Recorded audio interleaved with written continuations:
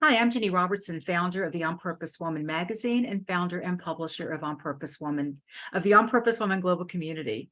I'm here with flirting coach for women, Shelly O'Connell, for a Writer in the Spotlight interview where I chat with the contributing authors for the current issue of On Purpose Woman magazine. Shelly, welcome. Glad you're here with me. Thank you, Jenny. It's good to be here. Why don't you tell our viewers a little bit about yourself? Okay, a little bit about myself. Well, I'm a flirting coach for women. How did I get that way? I have a friend that needed help with flirting, and I'm an expert flirt, runs in my family.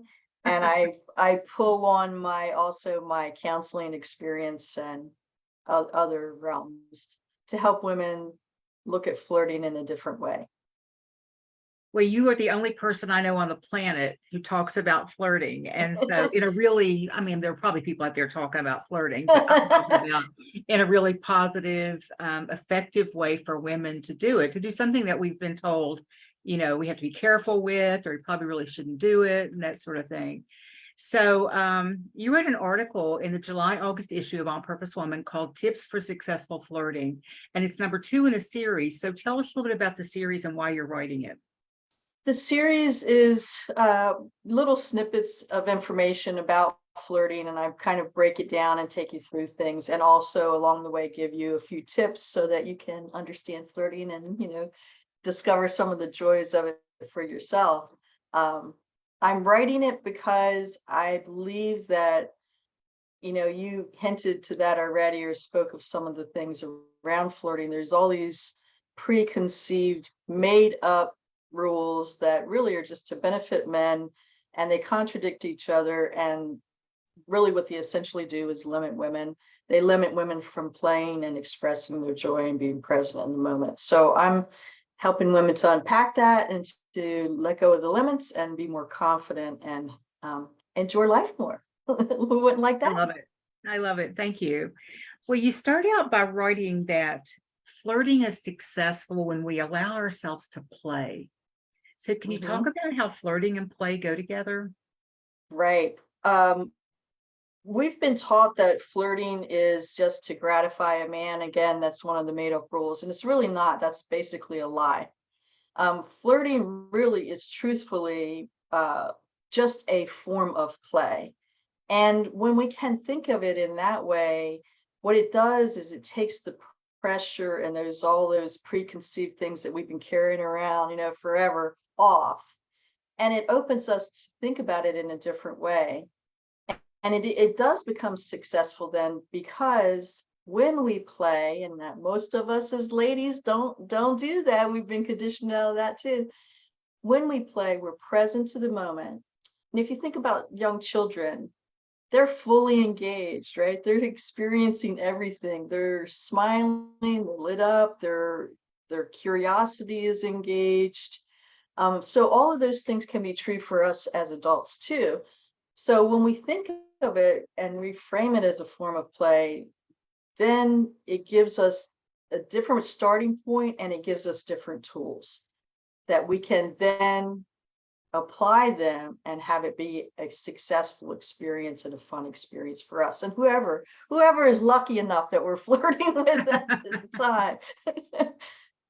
Last night at the On Purpose Woman Global Community meeting, Andrea Hyland spoke about flipping the script and how we just kind of take something that's always seemed true for us and we flip it on its side. And it seems like that's what you've done with flirting. You flip the script on flirting and given it a new meaning, a new kind of intention, and a new way for us to look at it. So that's the mark of a Renaissance woman when you do things like that, cultural creative. Well, you offer a number of tips in the magazine, and I want to pick up 3 that I really think are great. They're all really good, but 3 that I want to know more about. So the first one is know your boundaries before you flirt. I think that's really important because that's probably something that most women, or a lot of women at least, are fearful about flirting and safety and all of that. And I know you're super big on that. So say more about that. Right. Well, just so people know, I have a background in crisis intervention. I was director of rape crisis program director. So clearly, I'm always going to attend to safety. But what I notice also with women is we get in a situation, a lot of times women will get into a situation where someone is flirting with them pretty heavily, usually, and they begin to feel uncomfortable because they're not sure. And it's unusual that they're initiating the flirt experience. Or if they are, they don't know, they haven't thought about what are my boundaries and how far is this going, or what am I doing here? And so then they don't have the tools to say, hey, this is where the line is right here, you know. So what I work with ladies to do is to think about those in advance. For example, flirting doesn't mean that you're going to have sex with somebody necessarily. It can mean that, but that's up to you. And so that's a boundary that you have to think about before you start to flirt, so you're prepared and you're in the driver's seat, right? You're the one that has the power. You're in charge. We've always had it. We've just been made to believe that we don't. We've been lied to. Yeah. We've been lied to. It's true. So that helps you to think about what's important to me. And if you wanted to take, I'm not opposed to flirting, if you know, to gain sex. That's if something that you want to do, you know, go for it, girl. But what are the things around that might be important to you, like sexually transmitted infections or disease, pregnancy, you know, all these other things, right? So it's really pausing to look at and write down some boundaries that are important to you before you even begin, because then you're taking ownership and it is putting yourself in charge, because you know where your lines are. And the more clear that you can be about that, the easier it is for you to engage in flirting. And the safer it is, the more confident you'll be, I imagine. Yes. Yeah. And it's probably a good idea to flirt with a clear head. Well, yeah, I mean, as long It as you depends know, on the situation, though. It depends on the yeah, situation. Yeah. it depends. Sometimes, you know, a lot of times flirting happens spontaneously because True. it's play, right? But if you have these already in your mind and you've taken time to really get in touch with yourself and know what your boundaries are, you're going to be okay, because you set the rules and the people that you flirt with play within the framework of your rules. That's how it works. Or they have to go, And right? yeah, well, I mean, as soon as it's interesting because typically you won't even have somebody go outside of those rules. But if that should happen, it's probably helping you to learn more clear boundaries. But it's unusual for that to happen because, again, we haven't been taught that. We haven't been taught, wow, you mean if I take some time knowing what's important to me, I can hold that and it's not hard?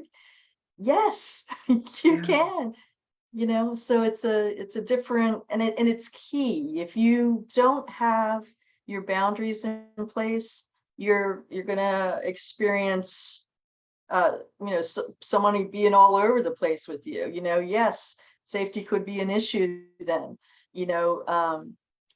It's the foundation to be able to flirt in the way that I'm talking from, that it's in a playful, engaging, fun experience that lifts you and, like I said, whoever that you're flirting with at the time. So it's very, very important to have that foundation first. Well, you just brought up a whole bunch of questions, but I don't want to ask them all today. But you did bring up a thought that this could be great practice as well for women, and just boundary setting, period.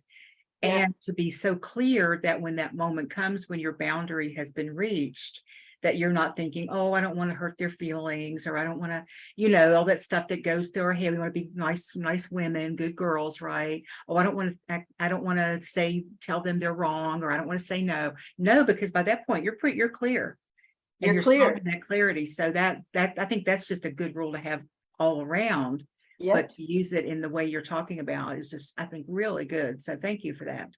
And as you practice, you may discover, because we haven't, you know, no one said, oh, hey, Shell, make a list of all your boundaries. Hey, Jenny, you know, you got to do this for, no one has told us that, right? I mean, Mm. we know about boundaries vaguely, but there's not really a whole lot of things that teach us.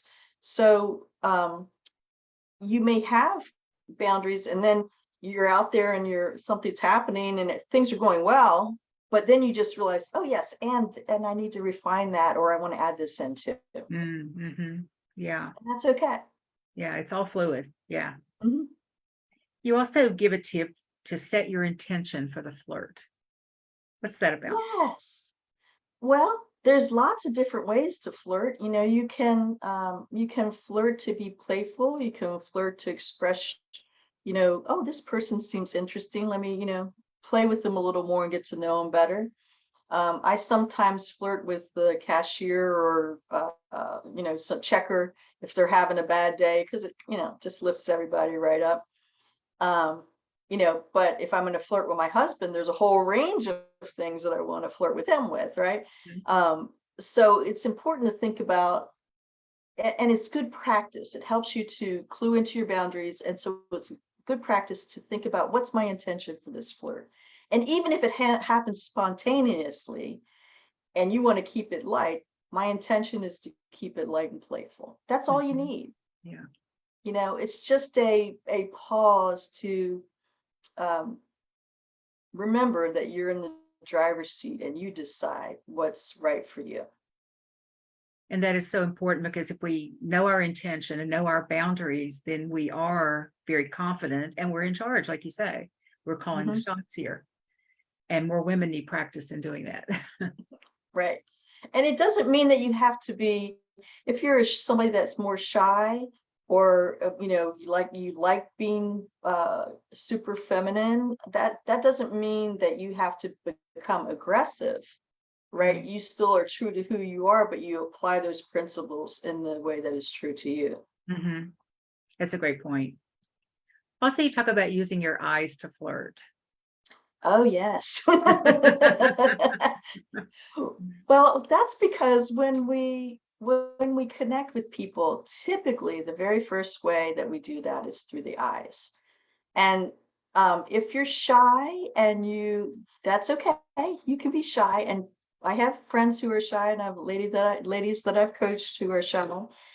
It doesn't mean you have to change that. But the other thing is, I'm fluent in dude. I know how dudes, receive information and all of these kinds of things. So I can help women interpret that, like what they're missing. So if you're shy and a guy looks at you, like at a social event, or even when you're out somewhere and you're like, oh, he's looking at me, I don't want him to come over and talk to me, and you lower your eyes, right? That's okay. If you're interested and you want to flirt, as long as you look back up at him again, he will come over. And, it doesn't mean it has to be an in-depth conversation. It could just be a light little thing. Um, but men will interpret looking away and staying looking away as if, oh, I can't, don't approach her. So there's a lot of messages that the eyes can convey, but they're the very first way that we connect with someone, typically. So there's lots of ways to flirt with your eyes. You can even do the wink if you're feeling super brave. I have the ability to raise one eyebrow so I can put emphasis, when Oh, my you have hair the is not so Colbert. long. You have the Stephen Colbert talent, right? Yeah. Right. So you got to know kinds of some of the things that you have, but like, if we smile and we're genuinely smiling, it's showing in our eyes. Mhm. Yeah. If we are remembering something and was a fun or interesting or enjoyable time, that will reflect in our eyes whether we're smiling or not. You can convey your interest, like, oh, this person is interesting. Let me, if I think that and I'm looking at them, they will somehow receive that information through the Mhm. eyes. So it's the number one way to flirt. There's Yeah. lots of different things that we do with the eyes, but that's kind of a little bit of a taste of flirting with the eyes. Thank you for that. And you didn't write about this in this issue, but you touched on a little bit when you talked about, when I flirt with my husband, there's a whole other set of things that I want to, do and bring to it. And I really like that because you talk about that. You talk about, flirting in relationship. And I think some women have not thought about that as even flirting, or they haven't framed it that way. Talk about how that can like shift things. Well, my husband and I have been married 37 years. I mean, every relationship has growing years, we'll call it, Uh, or growing times. But we lived together before that. So we're still having a lot of fun, and I think what flirting does for being in a committed relationship is, if you have children, or even if you don't, if you have work and you have life and you have all of these things, it can be easy to lose sight of enjoying time together. mhm. And it doesn't just have to be date night, that's a scheduled thing, and that's fine. But on the day to day, if you can find little ways to play together, then the hard years or the hard times are much easier to transition. Plus, you're like super connected. You keep it fresh. It's what keeps it going, and interesting, instead of like we're together and we're just gonna, we've been together forever, so we don't have to make any effort. Like a couple of roommates sitting around, right? Yeah. Yeah. Well, Shelly, how can our viewers find out more about your work? Well, they can go to my website, which is www.shellyoconnell.com. And if they were going to get started, there's lots and lots of information on the website, flirting coaching and all these kinds of things. But they can get my book, which is Finding Your Flirt. It's just a little tiny book, purposely so, of tips and exercises to help you get your flirt on. So you can start there, or just look around the website and see what you have to say, see what strikes your interest, and make sure while you're there that you also check out the blog, because I write a free flirting tip every Friday, and I've been posting them frequently there now too recently. Okay. And anyone watching this, the Shelly's website link is also in the text of this video, shellyoconnell.com. So anything coming up that you want to share with us? Get out there and flirt, girls. Have some more fun. Life is short. So that's your final thought then. Get out there and flirt, girl. Life is That's short. right. Have fun, right? Right. Well, you can read Shelly's article in this issue, and I put that in the text as well on Purpose Woman. I'm sorry, the On Purpose Woman magazine, and it's opwgc.com/magazine. And while you're there, go into our archives and look at the last issue before this one, May, June. You can read her first article, and then there's another one coming up in September, October.